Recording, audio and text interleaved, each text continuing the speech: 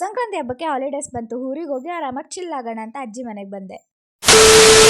ಚಿಲ್ಲಾಗೋಣ ಅಂತ ಅನ್ಕೊಂಬಂದ್ರೆ ನಾನೇ ಚಿಂದಿ ಆಗ್ಬಿಡ್ತಾ ಇದ್ದೀನಿ. Okay, the jokes apart. All over India Sankranti different types ಆಗಿ ಡಿಫ್ರೆಂಟ್ ಲೊಕೇಶನ್ಸ್ ಅಲ್ಲಿ ಸೆಲೆಬ್ರೇಟ್ ಮಾಡ್ತಾರೆ.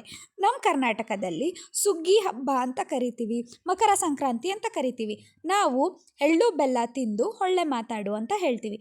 ಆಂಧ್ರ ಪ್ರದೇಶಲ್ಲಿ ಬೋಗಿ ಅಂತ ಕರೀತಾರೆ. ಅಂದರೆ ಹಳೆ ವಸ್ತುಗಳನ್ನೆಲ್ಲ ತಗೊಂಡ್ಬಂದು ಬೆಂಕಿ ಹಾಕಿ ಸುಟ್ಟಾಕಿ ನೆಗೆಟಿವಿಟಿನೆಲ್ಲಾನು ಸುಟ್ಟಾಕಿ ಪಾಸಿಟಿವಿಟಿನ ಸ್ಪ್ರೆಡ್ ಮಾಡೋ ಥರ.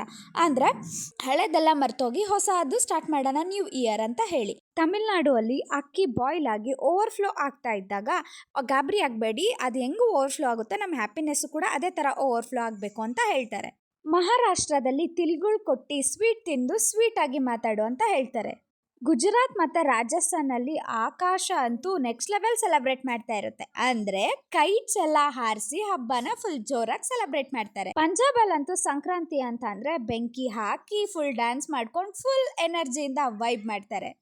ಹೆಸರು ಬೇರೆ ಆಗಿರ್ಬೋದು, ಲೊಕೇಶನ್ಸ್ ಬೇರೆ ಆಗಿರ್ಬೋದು, but vibe is same. Across India ನಾವು ಎಷ್ಟೇ ಡಿಫ್ರೆಂಟ್ ನೇಮ್ಸಿಂದ ಕರೆದ್ರೂ ಕೂಡ end of the day we enjoy, V celebrate ಆ ಟ್ರೆಡಿಷನ್ಸ್ನ ನಾವು ಫಾಲೋ ಮಾಡ್ತೀವಿ.